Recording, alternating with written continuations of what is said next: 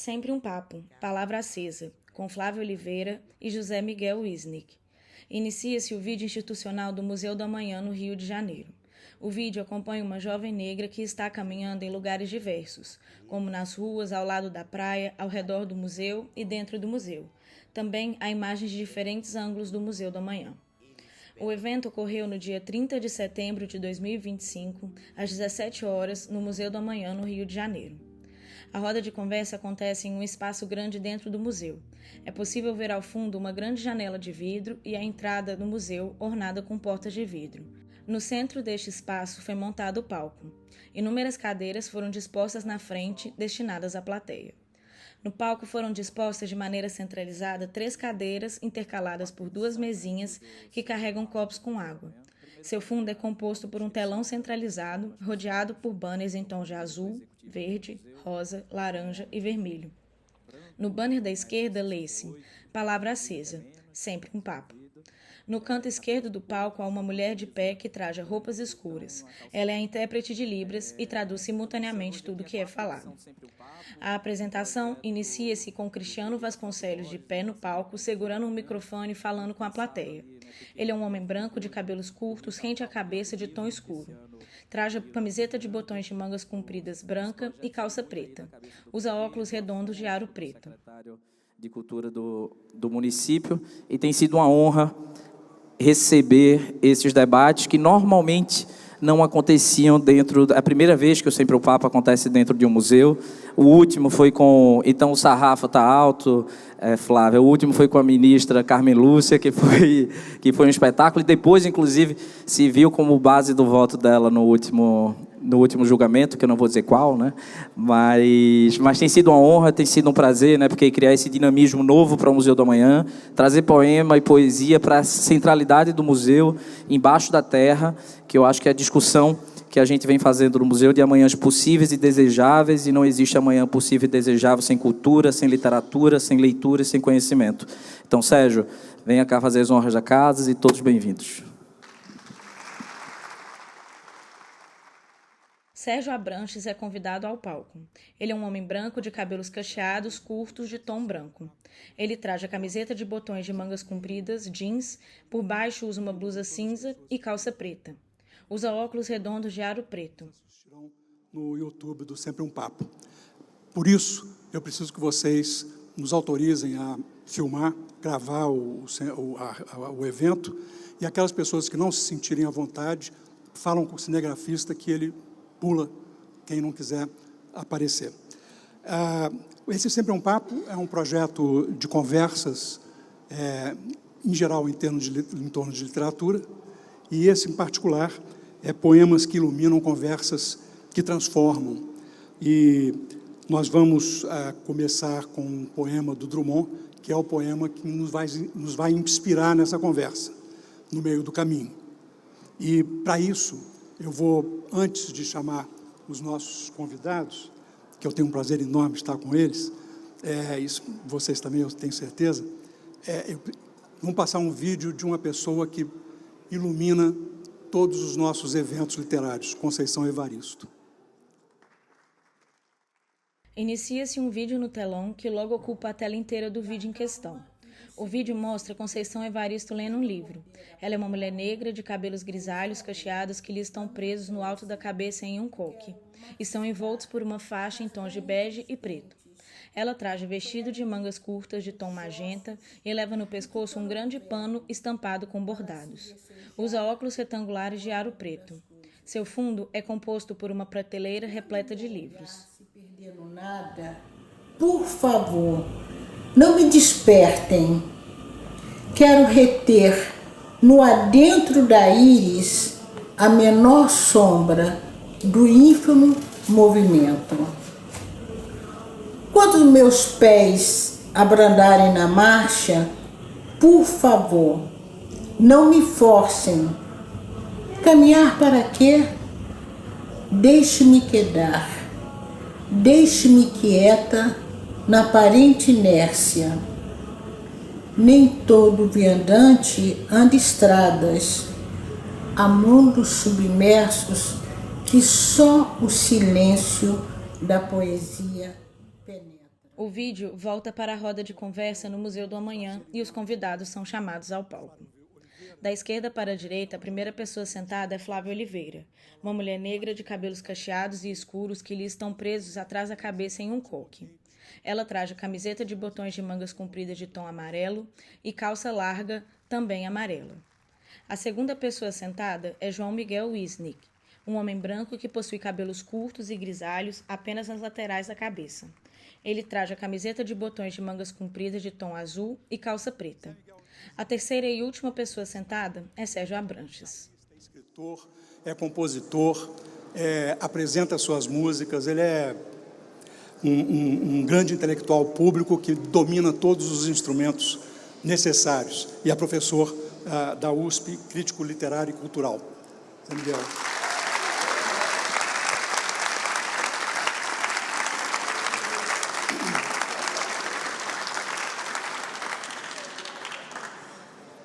Para iluminar a nossa conversa sobre esse poema de Drummond, No Meio do Caminho, eu vou chamar o artista plástico, neto de Drummond, neto de Carlos Drummond de Andrade, Pedro Drummond, para falar o poema para a gente.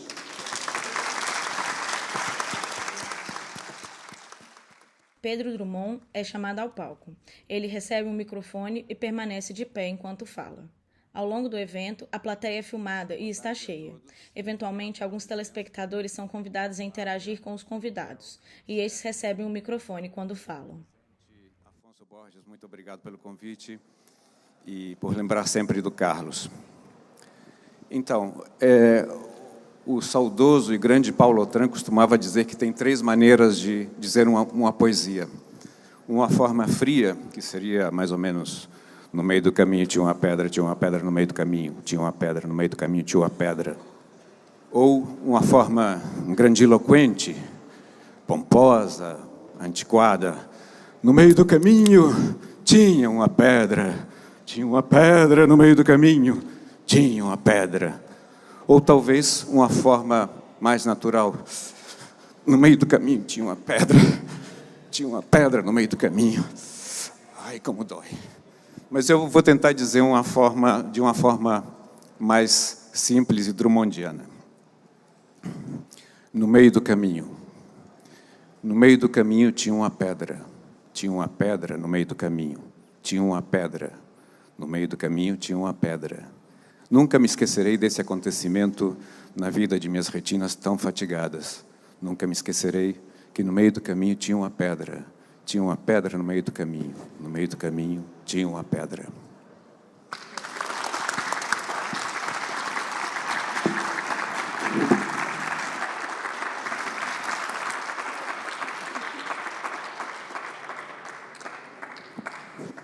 Bom, a ideia dessa série do Sempre um Papo é a gente tomar um poema como inspiração, como faísca, para acender uma conversa mais geral.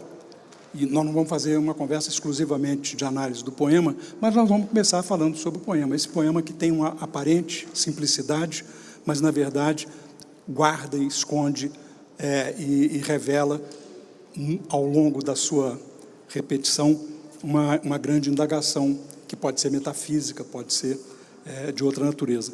O Drummond não é o único poema dele que fala de um caminho, né, Zé Miguel e Flávia? A Máquina do Mundo, por exemplo, palmilhar-se vagamente a estrada uma estrada pedregosa de Minas, né? E ele tem uma revelação, ele tem uma epifania, abre-se para ele a máquina do mundo. E, no nosso caso, essa pedra que ela não se abre nem se afasta, não é? Mas dá a ele a possibilidade de fazer esse poema sobre as pedras no meio do caminho, a pedra no meio do caminho. Então, qual é a sua leitura desse poema, Flávia? Bem, boa tarde, Sérgio Wisnik, boa tarde a todas e todos que estão aqui hoje, que vieram aqui nos encontrar e encontrar poesia. Eu queria, inicialmente, agradecer ao Afonso pelo convite, uma ousadia, eu considerei, ao Museu do Amanhã, que é um pouco minha casa, aqui nesse terreiro, nesse território. E, antes de falar de No Meio do Caminho, eu queria pedir licença para dedicar essa mesa, essa conversa e essa tarde em torno de poesia a um amigo muito, muito, muito querido, jornalista talentoso, pai e avô, amoroso, que nós perdemos ontem. O jornalismo, a música, o samba, a cultura do Rio de Janeiro, do Brasil. Marceu Vieira. O Pedro Bial, numa postagem muito precisa sobre a partida do Marceu, disse que ele era uma pessoa que viveu uma vida em estado de poesia. Então, o poema de hoje é para você, Marceu, diretamente aqui do nosso coração. Obrigada por me permitirem partilhar uma coisa, um sentimento tão pessoal e enlutado com vocês nessa tarde. Eu quero dividir, você falou assim, essa Flávia Oliveira, que eu falei, de quem que ele está falando? Muitos atributos, mas você falou assim, ela faz o dever de casa, né? E eu fui tentando, eu fiquei muito nervosa com essa mesa, especialmente Cristiano deu a letra, né? Carmen Lúcia e Chico César nos antecederam, veja você. E eu fui tentar fazer um dever de casa. E queria dividir essas considerações sobre o poema em dois eixos. E a primeira surpresa para mim, ao revisitar No Meio do Caminho, que é um poema que a gente lê na escola, né? No final do ensino fundamental, no ensino médio. E eu revisitei esse poema aos 55. Eu fiz 56 um mês atrás, entre os 55 e os 56 anos de idade. E foi uma experiência absolutamente nova, de reler No Meio do Caminho, nesse momento de uma vida no meio do caminho, né? Eu não sei se eu vou viver 112 anos, mas dá para a gente pensar em 2/3, né, desse percurso. E pouco mais da metade de uma trajetória. Então, pensar sob essa ótica de obstáculos, de pedras, como também uma proximidade da finitude. E pensei isso por conta na vida de minhas retinas tão fatigadas. Parece alguém muito cansado de guerra, cansado de vida. E fui descobrir que o Drummond publicou em 1928, No Meio do Caminho, na revista de Antropofagia. Um ano depois, né, a publicação foi seguida a uma perda, né, que ele viveu, a perda do primeiro filho. Carlos, eu anotei aqui a história do dever de casa. Ele perdeu, em 1927, um filho, Carlos Flávio, que morreu pouco tempo depois de nascer, meia hora antes de nascer. E aí há papers, reflexões em relação a esse poeta que tinha 24 para 25 anos, ter escrito a partir desse luto, dessa dor. Pedro, eu te peço licença, porque eu estou falando aqui da tua família, né? Dessa intimidade da família.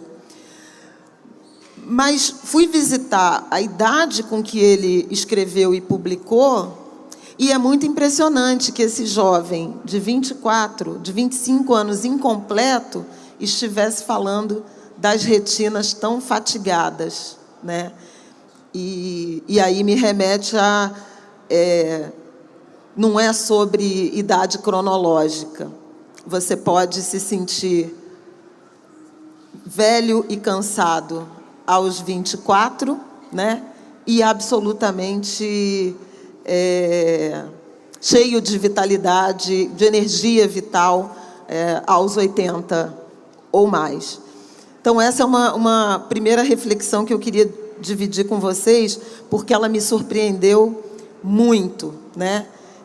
Eu sempre imaginei esse poema sendo escrito por aquela imagem do Drummond que a gente tem, aquele senhor meio avô de todos nós. Pedro, te peço de novo licença por isso, mas era essa, né, a minha leitura de uma criança, adolescente que fui nos anos 80 do século XX.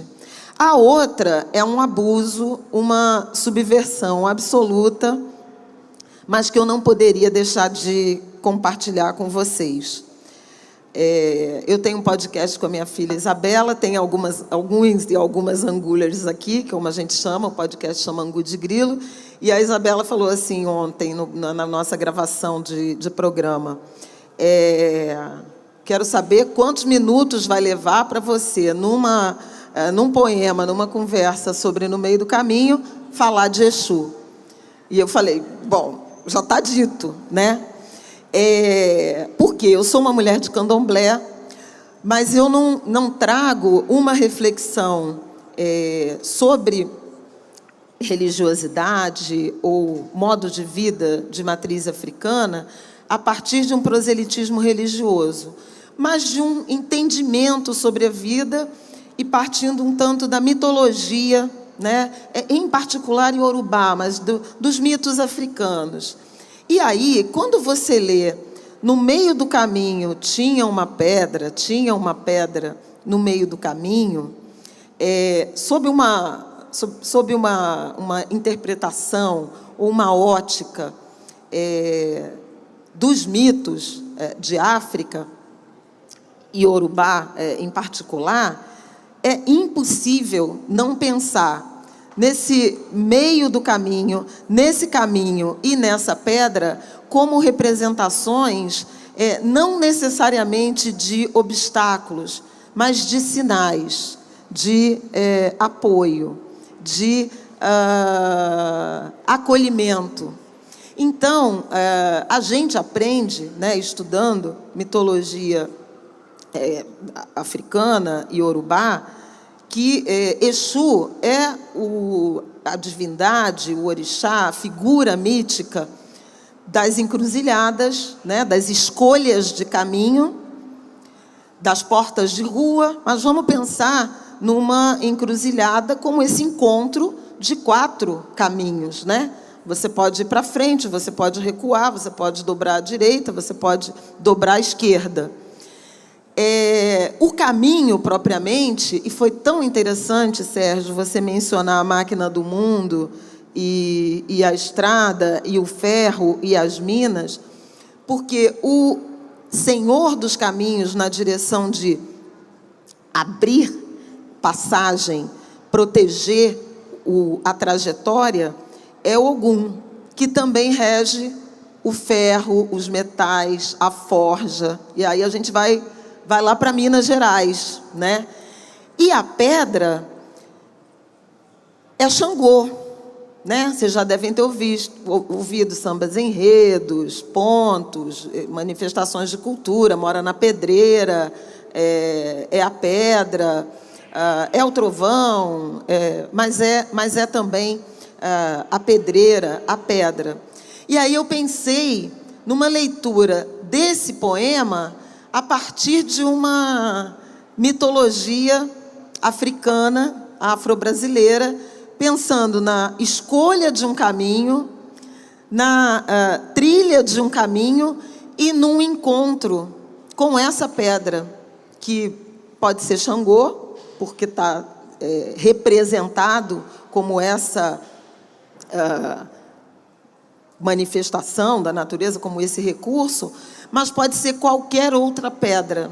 Aí eu vou dar uma pitada de religiosidade. Nós transportamos, fortalecemos, sacralizamos pedras como a materialidade da conexão com a divindade, com o orixá.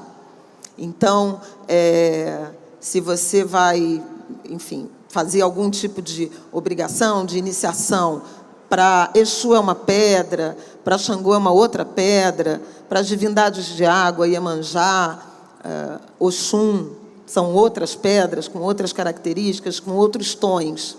Mas pedras são receptáculos de energia, conexão com o divino, com o invisível. Então, eu acho que há uma leitura possível em entender, sob uma outra ótica de olhar, de compreensão, de conhecimento, a pedra no caminho como sendo um caminho escolhido na direção de missão de vida, cumprimento de objetivos, e a pedra como confirmação, sinal de confirmação, símbolo de fortalecimento e não necessariamente de obstáculo. Então, da pedra você pode desviar, mas você pode também construir a sua fortaleza, construir um muro, cavar e fazer um túnel. Eu sou uma mulher de Iemanjá que pensa loucamente esse tipo de coisa. Vamos nos desdobrando. Então, eu queria um tanto, para já te devolver a palavra, eu acho que sacralizar, sob a ótica de uma outra mitologia, de uma outra filosofia, de uma outra compreensão de mundo, esses versos tão relevantes, tão importantes para nós brasileiros que amamos poesia e Carlos Drummond de Andrade. Obrigada.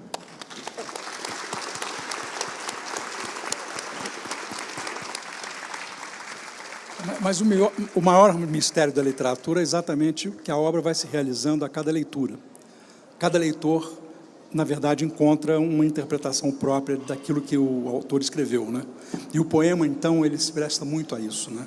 Então, é uma leitura perfeitamente plausível, né, Zé Miguel? E a sua? Boa tarde a todas e todos. Muito agradecido por esse convite que vem do Afonso Borges, aqui representado pelo Sérgio.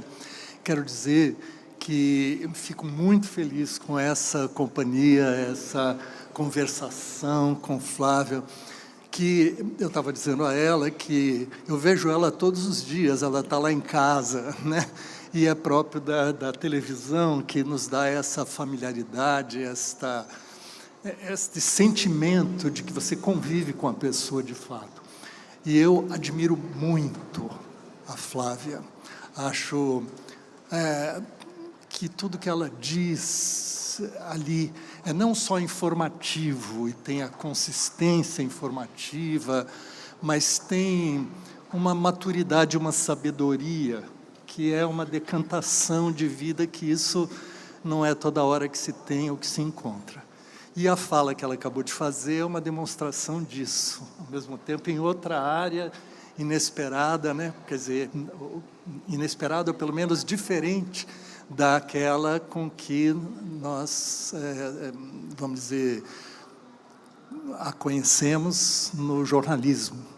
Mas é justamente essa abertura para a vida que a poesia convida, é uma abertura que, ao mesmo tempo, topa com o limite, né? Que se depara, que se defronta, que encontra obstáculo. Essa é uma questão muito drummondiana, né?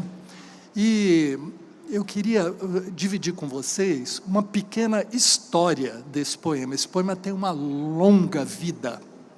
Inclusive, o próprio Drummond, a certa altura, publicou um livro chamado Biografia de um Poema, Uma Pedra no Caminho, onde, em 1966, ele reunia tudo que ele colecionou sobre coisas que foram ditas sobre esse poema. E aqui há uma edição do Instituto Moreira Salles, uma edição ampliada e atualizada dessa mesma história, né?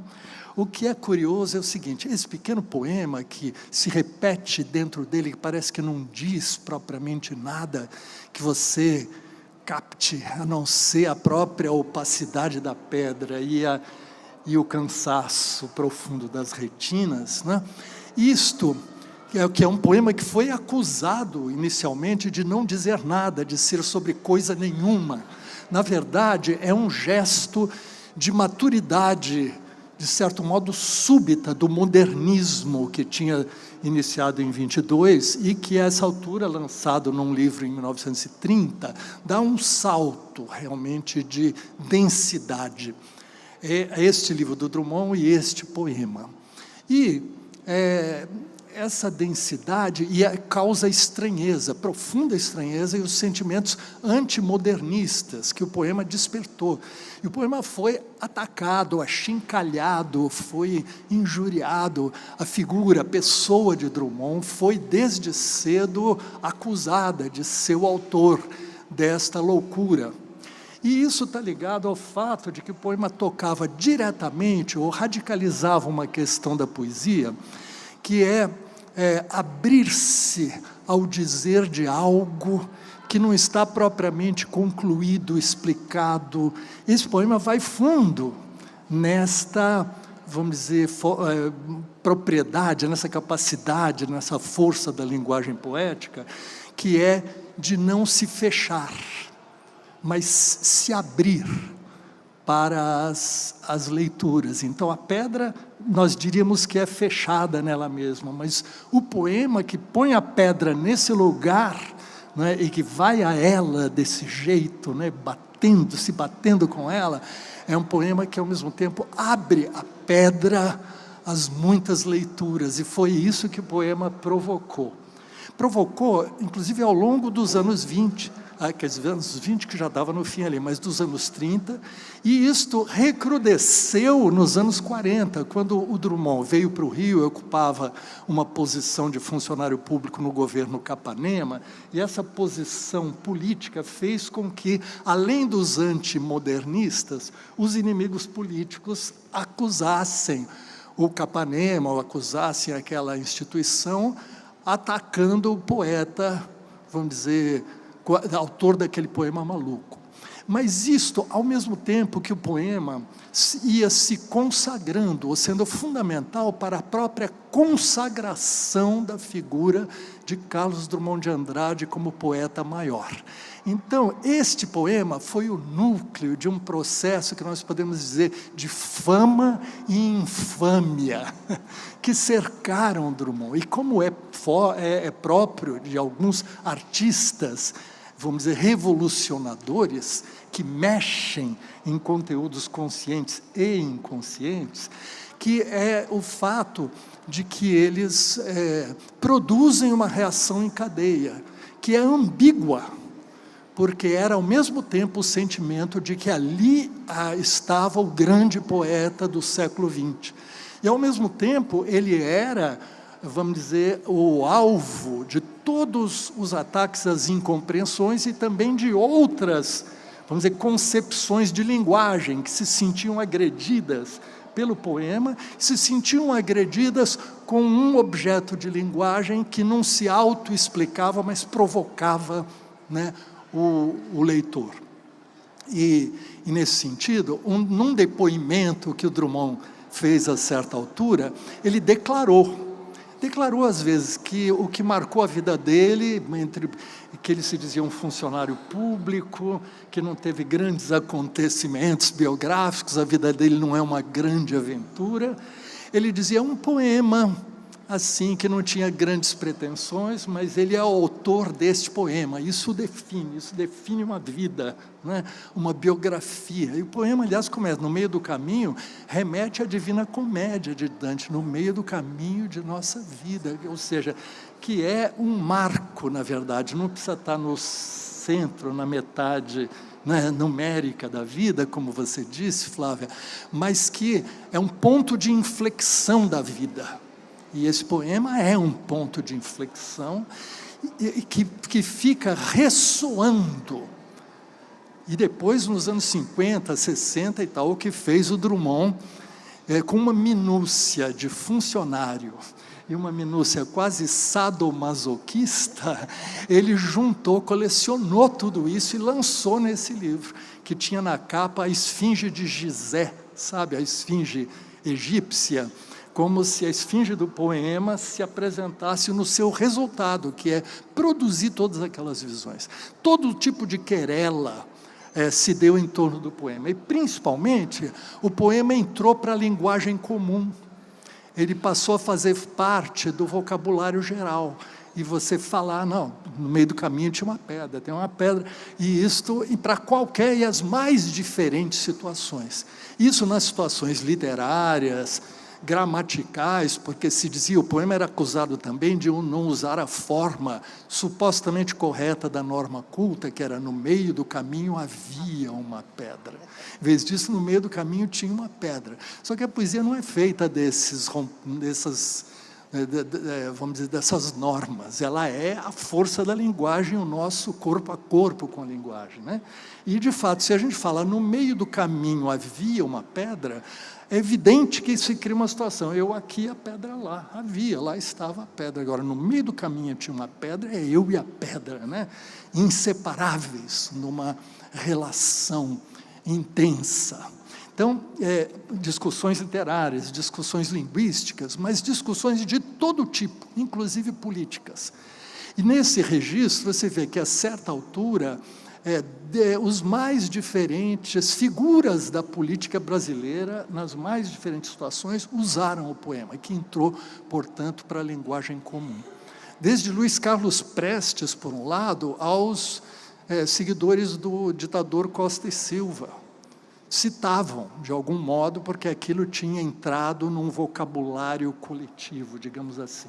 Sempre assumindo diferentes sentidos. E o curioso, o irônico, é que o poema que parecia não dizer nada, de repente ele se estilhaça como uma bomba semântica e diz tudo, né? Tudo que se diz rebate no poema. Então, esse nada tudo, né, daquilo que fecha e abre, é exatamente, né, a questão que a Flávia, acho que, abriu maravilhosamente para um outro repertório simbólico, uma outra tradição simbólica, mas que diz algo como isto exatamente, não é? E, então, quero dizer a vocês também que duas coisinhas a mais. Uma é que o próprio Drummond, ao avaliar este poema, ele dizia que ele serviu para dividir as pessoas no Brasil em duas categorias mentais. O que é curioso, né? Quer dizer, é uma espécie de uma polarização em torno de um poema. Ele foi o foco de uma polarização que se fazia ali. Não era propriamente uma polarização político-ideológica, embora tenha tudo a ver com isso também, não é? Mas podemos dizer que são as duas categorias mentais, são a questão de ou achar que as coisas só podem ser explicadas, direcionadas e vamos dizer, fechadas dentro de um repertório reconhecível, ou você só admite que as coisas sejam imediatamente explicáveis segundo uma chave que você aplica a elas, ou você aceita que existe uma dimensão enigmática da existência, e as palavras, elas são, em estado poético, né, a manifestação e a presença dessa dimensão enigmática da vida e da morte, não é? Que está ali, não é? Da abertura e do fechamento, do caminho que se interrompe, mas do caminho que se coloca como destino, não é? Então, nesse sentido, isso atualiza o poema também, porque nós vivemos um tempo em que ou só se aceita o fechamento mental, de maneira que todas as coisas sejam reduzidas a uma forma mental dada, ou você aceita que a mente está aberta, né? Como e a mente, a sensibilidade, para as dimensões inexplicáveis da existência, que te perguntam, trouxeste a chave? Né? Que é o caso do poema do Drummond chamado Procura da Poesia. Né? No Procura da Poesia tem algo que interessa muito a esse poema No Meio do Caminho, porque ele diz assim, a poesia, você pode falar da sua vida, dos seus sentimentos, da sua cidade, das grandes questões, das grandes causas, todos os temas que ele tratou, mas ele diz, a poesia ainda não é isto, não é esses temas, não é essas histórias, não é. A poesia, para se chegar à poesia, diz ele, penetra surdamente no reino das palavras. Não é? Penetra surdamente no reino das palavras. Diz, lá estão elas, em estado de dicionário. Né? E te perguntam, sem interesse pela resposta, trouxeste a chave? Então, nós podemos dizer que o poema no meio do caminho é esse. Ele penetra surdamente no reino das palavras. Por isso que não basta o poema dizer, no meio do caminho tinha uma pedra. Nunca me esquecerei desse acontecimento na vida das minhas retinas tão fatigadas. Nunca me esquecerei que no meio do caminho tinha uma pedra. Muito bem, isso é uma coisa. Agora, a outra é, no meio do caminho tinha uma pedra, tinha uma pedra no meio do caminho, tinha uma pedra no meio do caminho, tinha uma pedra. Esse ir e vir, né? Isto estabelece com essa pedra uma relação de outra natureza, né? Porque o ritmo diz, na verdade, que não se trata de uma coisa estática, havia uma pedra, mas que há um embate, não é?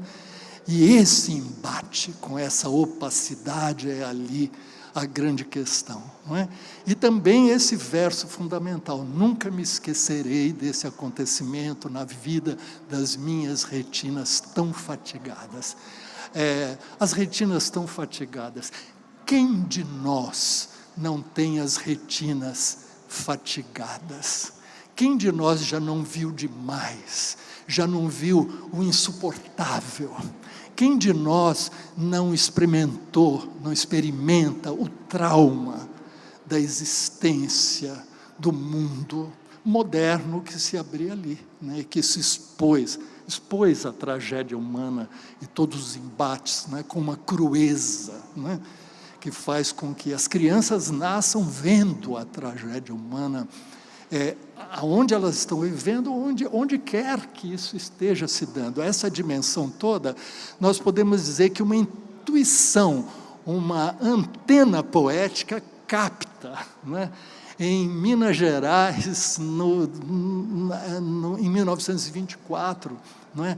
Capta o fato de que nós, é uma experiência individual, uma experiência coletiva, que diz respeito a todos nós. Isso é próprio da poesia, né, também, que é alguma coisa que remete à vida de cada um, à experiência de cada um, e, ao mesmo tempo, remete a uma experiência coletiva, que eu acho que é uma espécie de elaboração do trauma, né?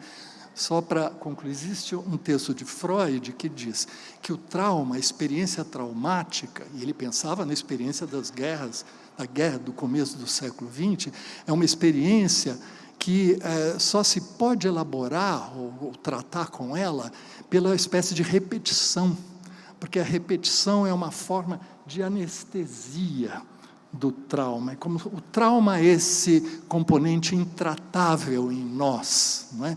Insuportável a rigor, mas que a repetição, ele dizia, né, no texto, para além do princípio do prazer, é uma forma de você, de algum modo, tomar para si aquilo como algo que você anestesia de algum jeito, você tira aquela poncha. Anestesia sem anestesiar, evidentemente, porque é inanestesiável, mas então eu sinto o poema esse, no meio do caminho tinha uma pedra no meio do caminho, tinha uma pedra, no meio do caminho tinha uma pedra, né? Nesse embate tem uma experiência de aproximação a algo que se tornou comum, não é? A humanidade do século XX para cá, então, na qual o poema toca também. E, então, por isso, acho que a Flávia trouxe uma chave, né? Trouxeste uma chave linda, né? em que se vê Exu, Ogum, Xangô, né? Por Iemanjá.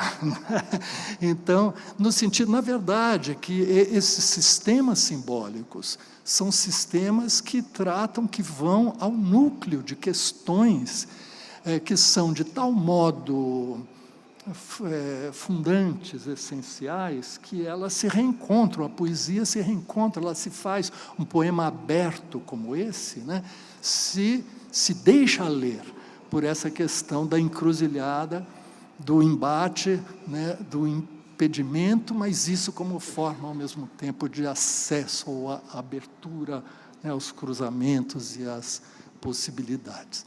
Então,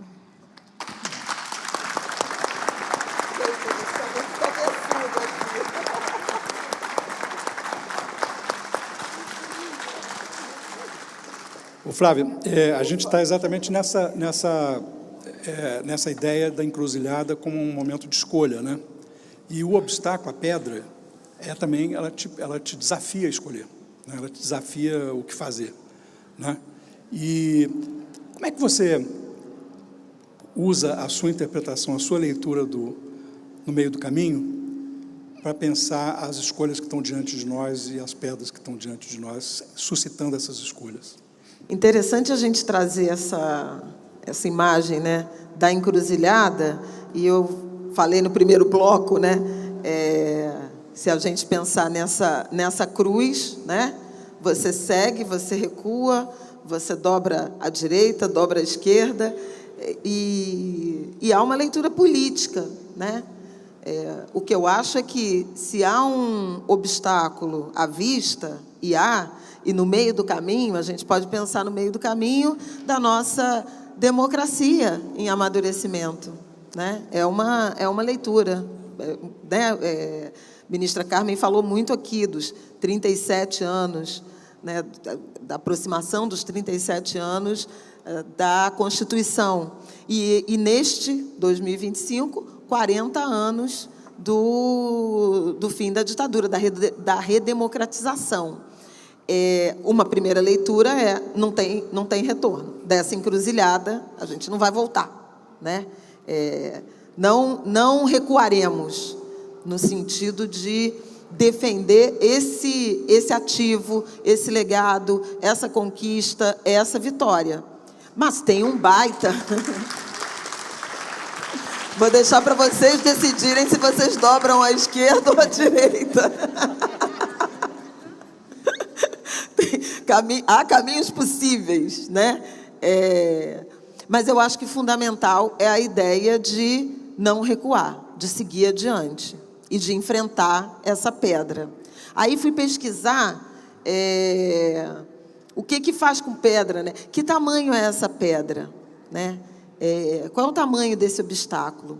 Ele é contornável, né? Ele é intransponível, ele é simples, maleável, né? Por isso que eu brinquei com a ideia de contorna a pedra, sobe e desce a pedra, né? Escala e segue, cava um túnel nessa pedra, é uma outra possibilidade, né? Vou atravessar essa pedra, vou ver o que tem dentro dela, né? Vou buscar a luz a partir dessa experiência. Eu acho que os engenheiros pensariam nessa pedra no meio do caminho, teriam uma interpretação absolutamente diferente das nossas, né? De quem trabalha com palavra, com poesia, com linguagem, com comunicação, com mitologia, com filosofia, seja lá o que for. Mas acho Sérgio, praticamente um século, né, de história desse poema, dessa leitura de mundo, né, de caminhada, de transformação, de um certo cansaço, né, as retinas fatigadas, já vimos isso. Aliás, 10 dias atrás houve os episódios das manifestações, e alguém, na semana passada, brincou falando de um meme que retornou, que é de uma senhorinha, a propósito dos artistas de 80 anos que tomaram o palco no Rio de Janeiro, em particular, e um meme de uma manifestação nos Estados Unidos, que toda vez que há manifestações contra autoritarismo, esse meme ressurge, que é um cartaz dizendo: eu não acredito que eu ainda estou me manifestando ou protestando contra isso, que são as nossas retinas fatigadas, É impressionante como essa pedra ainda está no meio do caminho, né? Ainda existe, ainda se apresenta, quando parecia que ela já tinha sido superada, né? Em 1964 até 1985, a gente visualizava essa pedra e, de 85 em diante, parecia que ela não estava mais posta, se a gente pensar nos direitos, né, na democracia, no restabelecimento da democracia. A partir de 1988, com a Constituição, pareciam assegurados. Aliás, ontem, ouvindo o discurso tanto do ministro Fachin quanto da ministra Carmen, na posse, né, do novo presidente Edson Fachin do Supremo Tribunal Federal, eles repetiam o cumprimento, a necessidade de cumprimento, de respeito às determinações, normas constitucionais que ainda hoje, 40 anos depois, né, da redemocratização, 37 depois da promulgação da Constituição, não foram cumpridas. Os princípios de igualdade de gênero, de direitos de populações indígenas, de minorias, de respeito ao meio ambiente, enfim, o direito à infância, né, os direitos da criança e dos adolescentes. O ministro Fachin falou muito intensamente sobre isso no discurso de ontem. Pareciam pedras, ou pedra, ou uma rocha removida que se reapresenta. Então, eu trago como uma ideia, a ideia de que dessa encruzilhada, desse caminho escolhido, a gente escolheu seguir adiante nesse caminho, vou partir desse pressuposto, já é um caminho escolhido. Não recuaremos, não desistiremos do caminho. Importante, você pode desistir do caminho, né? Tinha uma pedra, nunca vou me esquecer que tinha uma pedra, mas, né, voltei para casa. Não é admissível recuar ou desistir do caminho escolhido. O que faz com a pedra? Aí, esse é um outro ponto. Ela precisa ser removida. Acho que essa é uma decisão importante, se a gente pensar que é um obstáculo objetivo, assustador, no caminho de uma permanência, de uma continuidade democrática, né, de um ambiente democrático e, inclusive, de convivência. Então, eu acho que cada um pode escolher a sua tática, a sua estratégia, que pode ser escalar a pedra, conhecer melhor a pedra, né, contornar a pedra, perfurar a pedra e ver o que sai dela. É curioso porque a gente pode fazer uma outra alegoria relacionada, por exemplo, ao meio ambiente, em que hoje essa fissura, essa fratura da pedra não dá um túnel, dá gás xisto, petróleo, energia, mais destruição. Então, eventualmente, é melhor contornar essa pedra, subir e descer, e não fazer esse túnel. Mas, sem dúvida alguma, o caminho é seguir no caminho. O caminho é seguir no caminho, mesmo tendo pedra, mesmo com as retinas fatigadas. Eu também não acredito que a gente ainda está tratando desse tipo de assunto, mas faz um século, né, que o poeta já nos alertava sobre isso. Vai ter pedra, escolha o caminho, vai ter pedra, não se esqueça que vai ter pedra, mas persista no caminho e enfrente a pedra, contorne a pedra, suba e desça a pedra, pise na pedra, jogue a pedra para o lado, mas siga no caminho. Eu acho que é isso.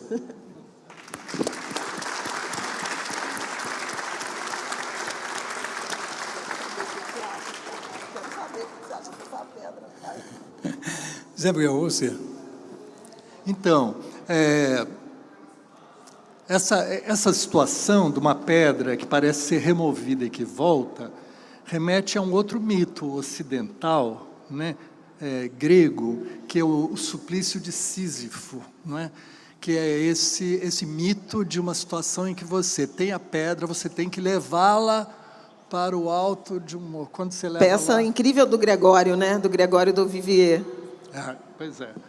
E uma vez lá, essa pedra cai de novo, e você tem que levar de novo. Então, a ideia da repetição, né, como uma espécie de condenação mítica, né, que toma a história, no sentido de que a história vira como se fosse sob a sombra desse mito, né, de um Sísifo.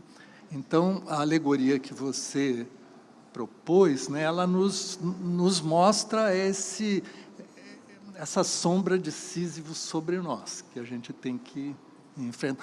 E aí eu lembraria também um outro mito ocidental, que é bem drummondiano, é Saturno. Né? Saturno, que está ligada à simbologia planetária e que diz respeito a... Entre os planetas visíveis, ele é o mais distante e o mais lento.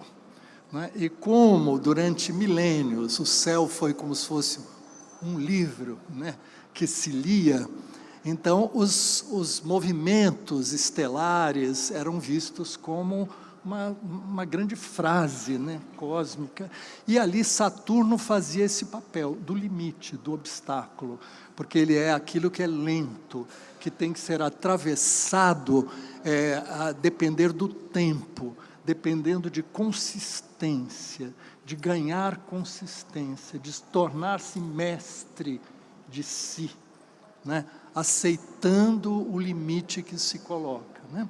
Então, Drummond é um poeta muito saturnino, né? Nesse sentido, sempre... Quando esse poema do Meio do Caminho é a quintessência disso, né?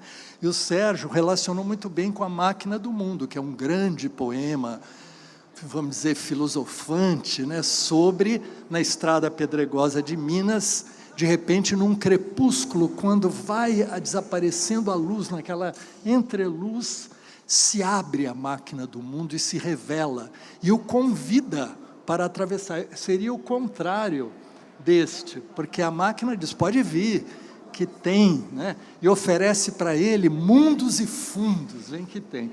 E ele, desconfiado, porque nele, né, esse negócio que está se oferecendo facilmente demais, é enganador. Tem um engano naquilo que parece ser a promessa, no fundo, imaginária. Quer dizer, tome para si essa possibilidade em que tudo parece se resolver. E ele, então, recusa a oferta da máquina e, fiel, na verdade, a essa visão, mas não no sentido daquela voz em que ela oferece mundos e fundos, mas como aquela voz da terra, do mundo que se abre para o não saber, de uma noite na qual se entra, né? Mas que nos ilumina. O poema tem essa propriedade de iluminar esse estado de uma dificuldade em que você não tem facilmente à mão, não é, as soluções. Então, acho que todos esses componentes se constelam no poema junto e conversam, né, com os simbolismos que você trouxe, que são entidades, né, vivas, e tem uma dialética entre elas que está posta no poema. Queria dizer, então, que também o poema é muito relacionado à condição do itabirano, porque aquele que nasceu na cidade onde o solo é de ferro, 90% de ferro nas calçadas, 80% de ferro nas almas, como diz a Confidência do Itabirano, né? E onde ele diz que as prendas, oferece as prendas de Itabira para o Brasil. Uma delas é essa pedra de ferro, essa pedra, minério de ferro, futuro aço do Brasil. Ele diz, quando ele escreveu isso no livro Sentimento do Mundo, eu pude, graças ao Pedro, ver e pegar essa pedra de ferro que o Drummond tinha consigo, né? Mas que era a representação disso. Naquela altura, quando ele escreveu o poema, era uma expectativa histórica, que é interessante também, sobre a história de Itabira no contexto da mineração e da questão da mineração na modernização brasileira, envolvendo a indústria que precisava de uma plataforma mineral extrativa e siderúrgica. E o Drummond defendia aqueles, junto com aqueles, quero dizer que desde 1910, as terras de Itabira, as terras ferríferas, foram compradas por uma companhia anglo-saxã, quer dizer, inglesa e americana, que se chamava Itabira Iron Ore Company, e que não, isso veio, ele cresceu, ele tinha 7 para 8 anos, ele viu isso, aquilo tudo ser comprado, e aquilo ficou num compasso de espera durante 2 décadas, até 42, quando durante a Segunda Guerra Mundial, o governo, no Getúlio Vargas, negociou com americanos e ingleses, ficou em dúvida entre aderir aos alemães ou aos aliados, e acabaram negociando com os ingleses e americanos o fornecimento, receberam empréstimos, vamos dizer, recursos para fundar a Companhia Vale do Rio Doce, que nasceu disto, para explorar o Pico do Cauê, que Drummond via da sua janela, das sacadas do seu casarão infantil. Então, um acaso assombroso colocou o maior poeta do século XX diante do crime, de frente para o crime, digamos, que se daria no processo pelo qual, só então, a partir de 42, começou a exploração, e ele percebe... E Ita é pedra, né? Ita é pedra que brilha, né? É Itabira. Mas esse justamente o Cauê é esse lugar. E aí vê essa exploração começa, em poucos anos, aquilo está sendo escavado.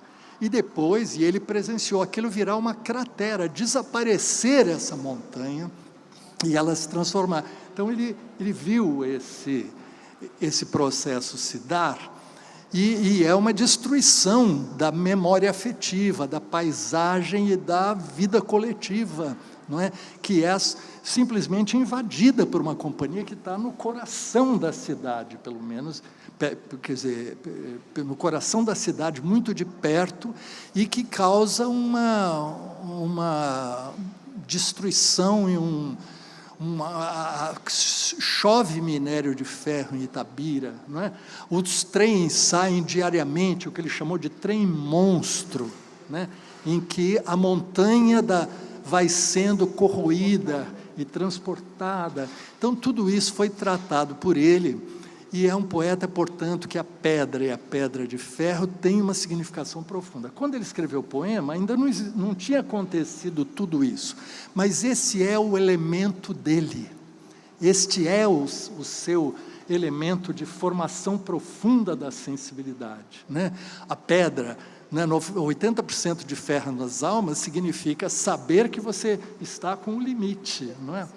E só para completar isto, ele, nos anos 50, ele começou a atacar, denunciar a Companhia Vale do Rio Doce, de maneira solitária, em artigos que ele escreveu no Correio da Manhã, depois no Jornal do Brasil, dizendo que aquela exploração era uma devastação que se fazia sem contrapartida, a cidade passaria pelo processo destruidor da mineração, que cava buracos e vai até o fim dos recursos, da exploração dos recursos, e depois deixa aquilo tudo. Essas questões que se tornaram altamente, candentemente atuais, ele tratou quase sozinho. Ele e alguns heróicos cidadãos itabiranos que também se associaram a ele, que ele vocalizava no jornal no Rio de Janeiro. Mas aquilo era visto como uma questão paroquial, muito local, contra o andamento do progresso, né?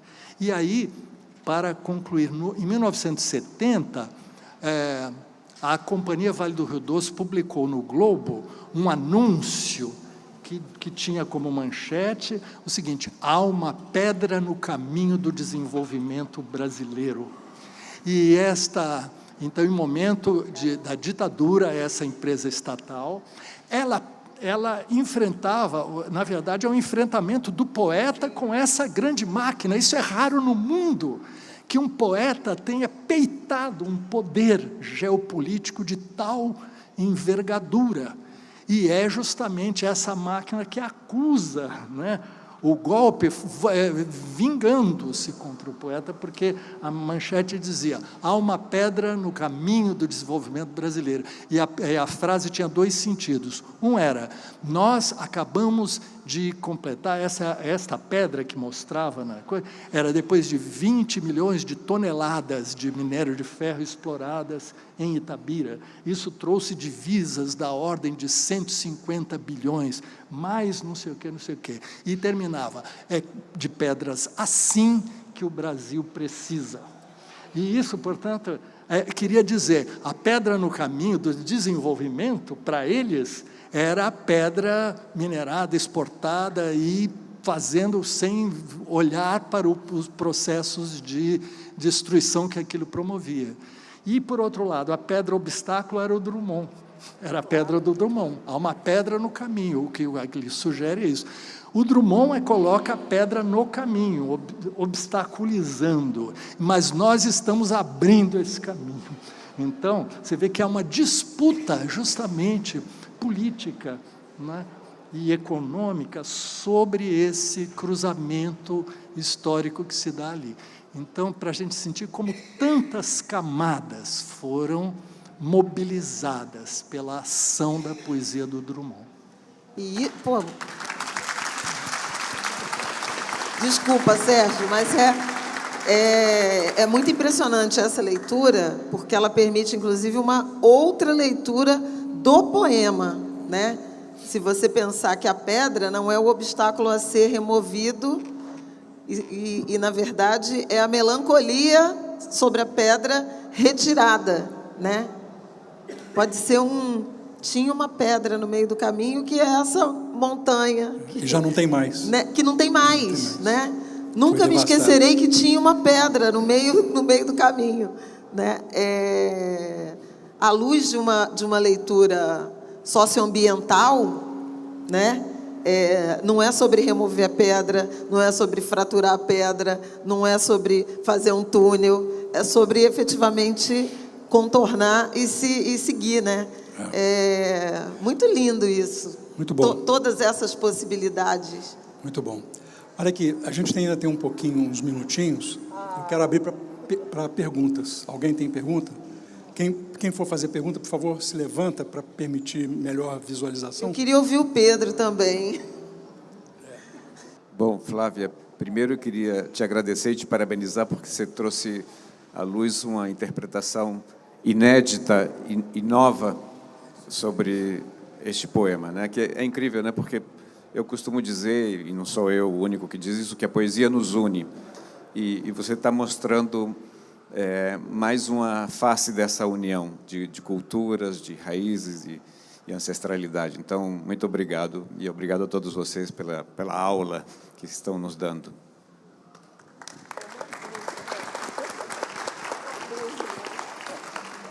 Boa noite, meu nome é Luiz Ismael, e eu queria fazer primeiro agradecer a beleza do que a gente teve aqui hoje, e continuar nessa provocação, no sentido de trazer dois aspectos do poema, um citado pelo Wisnik, que é a opacidade da pedra, e o outro, o caminho que se repete, né? No meio do caminho tinha uma pedra no meio do caminho. E trazer isso para o nosso momento atual. A gente está vivendo um momento onde se detratou a ciência, o conhecimento, o saber, depois de tanta coisa transcorrida até aqui. E a minha pergunta é, na opinião de vocês, de quem se sentir mais à vontade ou mais tocado, por que, depois de tanto transcorrido, a gente ainda tem espaço para tanta opacidade? E a minha pergunta ela não vai no sentido político, mas no sentido humano. Como, enquanto humanos, conseguimos, depois de tantos caminhos, tantas pedras, ainda tanta opacidade. Samuel, né? Luiz? Ah, desculpa, não sei de onde eu tirei então Samuel, achei ter ouvido. Luiz? Ismael. Ah, Luiz Ismael. Ah, então é por isso o El me pareceu Samuel. Me perdoa. Obrigada pela pergunta. Pedro, obrigada pelo carinho. Eu queria te ouvir mais sobre tudo isso aqui, porque a pedra que saiu, que devia ter ficado, é o obstáculo, não é? É muito rica, né? Essa conversa, muito ricas essas interpretações. Bom, Ismael, essa opacidade, eu preciso te responder sob a ótica, né, de uma mulher preta,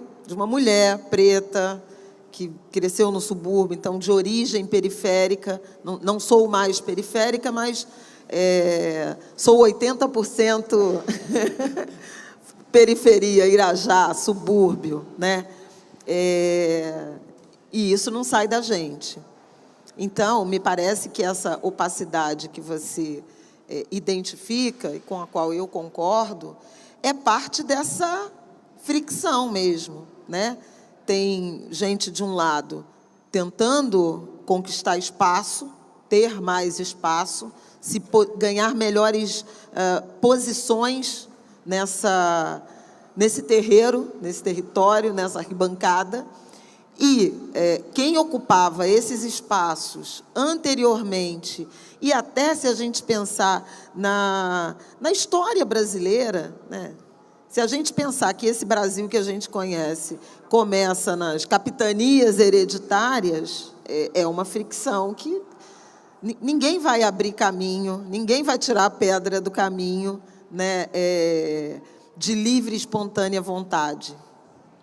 Eu acho que é essa disputa por direitos, essa clareza, compreensão sobre direitos que precisam ser respeitados, conquistados, assegurados, mantidos, e uma tensão que vem de outro lado, de alguém que se sente prejudicado. Processo histórico é assim mesmo, né? Você tem momentos de escalada, né, de melhora e alguns momentos de piora. Você tenta piorar menos para não entregar de volta tudo que já se teve. Mas me parece que é da natureza do processo, do relacionamento entre os seres, entre as comunidades, entre as pessoas, que essa opacidade, que esses obstáculos se apresentam. Pensando sob uma ótica, né, eu diria, ocidental, né, dessa hegemonia ocidental. Hoje a gente tem outros pensadores. Posso trazer aqui o Ailton Krenak, falando de uma relação totalmente diferente em relação ao que a gente pode chamar de planeta, de terra, de água, de mata, de floresta, pedra, né? De pedra, né? De não acumulação, de se sentir parte desse processo, de encarar outros seres, inclusive os invisíveis, né? Do ponto de vista de gênero, de etnia, de faixa etária, como seus iguais, irmãos, né? Essa ideia ampliada de parentesco que o Krenak nos deu. E aí, te falando, a partir da minha experiência suburbana, carioca, de família preta, de uma família que veio da Bahia para o Rio de Janeiro, que se reintegrou num território, né? No território carioca, num bairro carioca, a partir também de uma experiência, a experiência original da diáspora africana, que é se readaptar e se reconstituir num território, inclusive de laços, né? Vou chamar assim de parentalidade não biológica. O mesmo processo você pensar nos ciclos internos de migração e de readaptação, há pessoas, comunidades, famílias no Brasil que têm uma visão mais agregadora, né, que tem uma experiência agregadora. Eu gosto de trazer da economia a ideia da experiência redistributiva, que eu acho que vem muito dessa necessidade de sobrevivência. Eu até trocaria para a existência, para o compromisso com a permanência. Como é que a gente fez isso, né? Buscando arranjos parentescos. Não é muito por acaso que a gente chama as pessoas de tia, primo, irmão de criação. Esses laços, eles estão muito relacionados a um enfrentamento a isso que você está chamando de opacidade dessas pedras. Agora, está em disputa permanente, né? Eu vejo muito a experiência de criação de laços, de compartilhamento de vida, de território, de trajetória. Vejo políticas públicas hoje constituídas, gestadas a partir dessas experiências de convivência comunitária, de onde comem 3, comem 4, onde comem 5, comem 6, de um que dá o remédio, de um que dá a cura, de uma que trabalha e da outra que fica com a criança. Arranjos de modos de vida que são muito brasileiros, né, que são muito coletivos, mas que estão em disputa com quem foi forjado na apropriação e na acumulação. Eu acho que essa é a grande luta. Tá muito comunista essa conversa? Não é sobre isso, tá? Eu não estou tratando aqui assim, exatamente de sistema político, de doutrina política. Peço licença aqui ao Sérgio. Eu estou falando de modos de vida e do quanto eles se chocam com um sistema, um modelo de constituição de uma nação que é ancorado em outra coisa, em pegar o ferro e transformar em dinheiro. Quem disse que isso é o desenvolvimento, né? Mas quem se interpõe vira a pedra no caminho, para a gente voltar para a poesia. Mas a opacidade do caminho, ou da pedra, isso é da natureza humana, né? Isso é da natureza humana. A questão é quando que a gente vai conseguir respeitar os modos de vida, respeitar quem eventualmente prefere acumular e quem não compartilha dessa crença, dessa filosofia, desse modo de existir, mas que tem o direito a existir com dignidade. Essa é a grande chave. Porque a dignidade, o que a gente chama de dignidade, é sonegado a outros. E, nesse sentido, essa é uma pedra, esse é um obstáculo, né? Um obstáculo ao que o movimento de mulheres negras vai chamar de bem viver, outros vão chamar de bem-estar, né? Ou de vida em harmonia, né, ou de convivência amorosa, afetuosa, porque não nos deixam dignamente viver do nosso jeito, na beira do nosso rio, com a nossa árvore, com a nossa pedra, nossa montanha. Eu acho possível, utopicamente possível, né, fazer esse caminho. E acho que, crescentemente, em que pese a nossa visão tão concreta dos obstáculos. Mas, olha, a gente está aqui no Museu do Amanhã, falando do Krenak, que é falando de mitologia africana, trazendo ideias, né, do passado, da vida comunitária, da origem dos arranjos de sociabilidade nesse mundo tão opaco, né, que você está se referindo. Então, é um futuro em disputa, é um amanhã em disputa, né?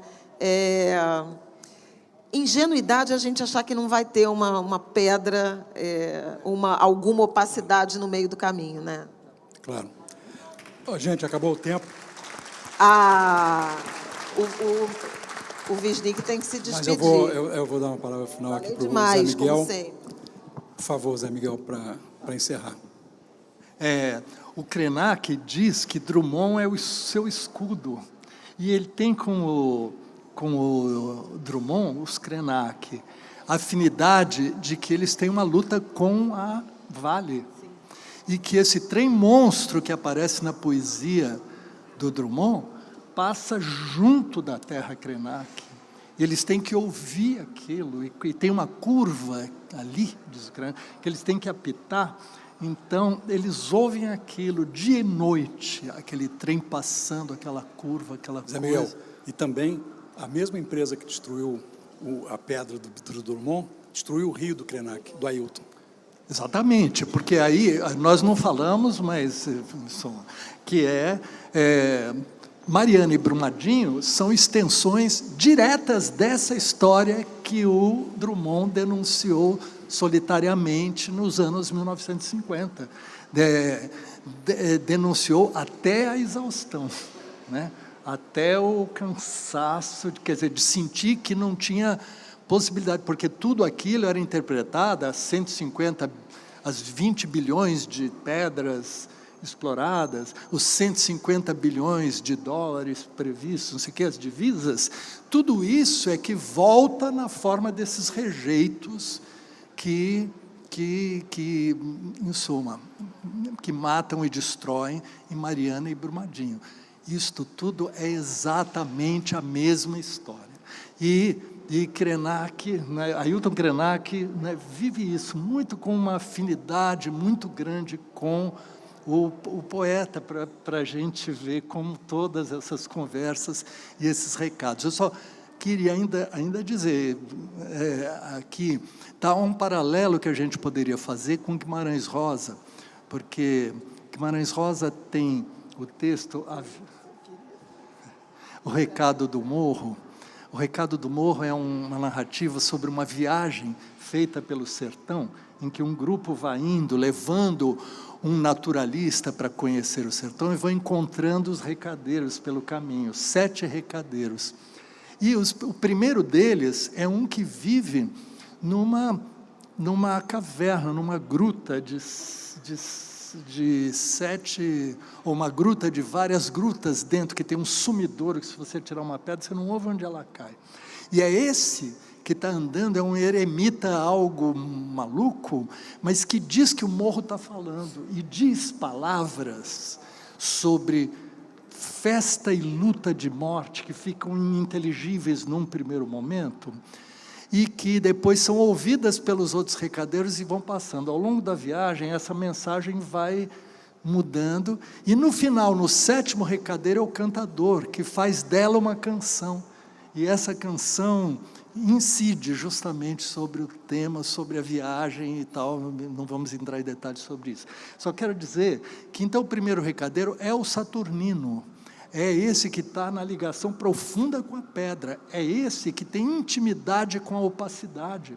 É fundamental que haja intimidade com a opacidade, no sentido de se constituir, é dele que vem o recado, ele que escutou dali alguma coisa que tem, vamos dizer, uma expressão continuada que vai passando por cada um dos recadeiros. Cada um é diferente do outro, mas o que marca essa viagem, que cada um, com suas diferenças, produz um novo efeito revelador que resulta em canção.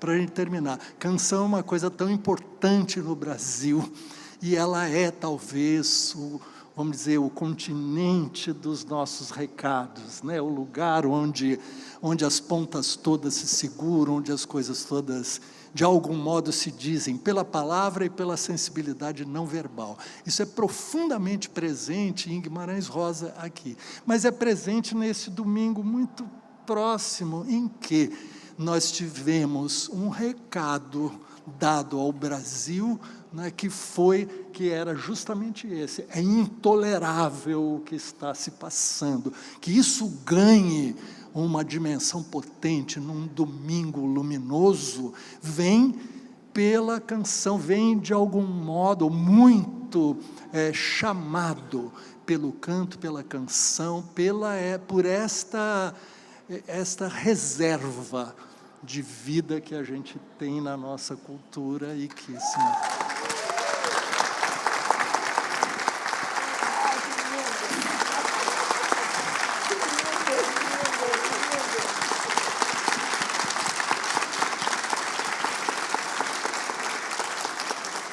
gente, eu tenho duas coisas importantes para...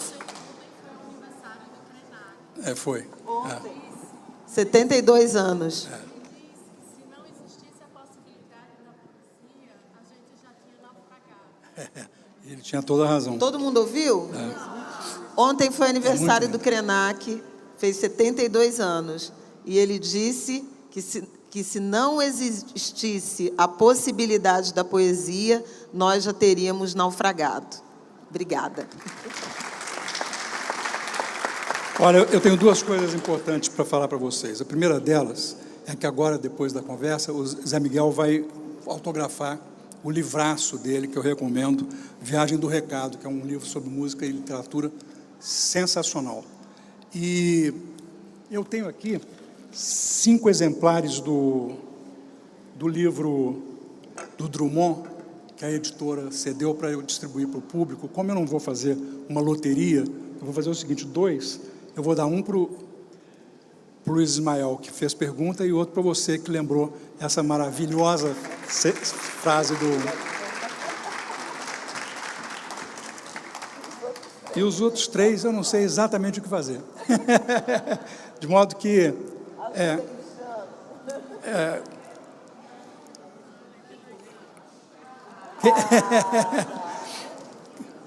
Não, quem correr mais rápido não é muito amigável a pessoas da minha idade. Bom, eu vou fazer o seguinte: quem está na frente aqui que não teve...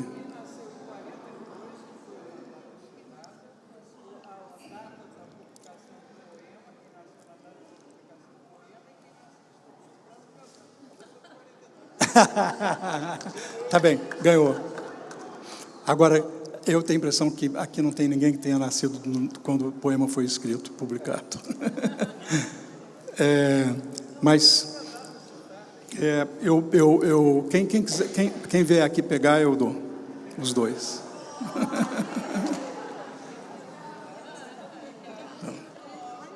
Pronto. Gente, muito obrigado. Vocês sabem que o Sempre um Papo, esse aqui, para os que não sabem, ele é um programa de 4 conversas por mês. Essa aqui foi a terceira. A próxima também é imperdível, que é com Bruno Lombardi e Marcelino Freire. Eles vão falar sobre o poema da Conceição Evaristo, da calma e do silêncio. Que vocês, aliás, ouviram aqui no vídeo dela, que é uma maravilha. E também vai dar pano para manga.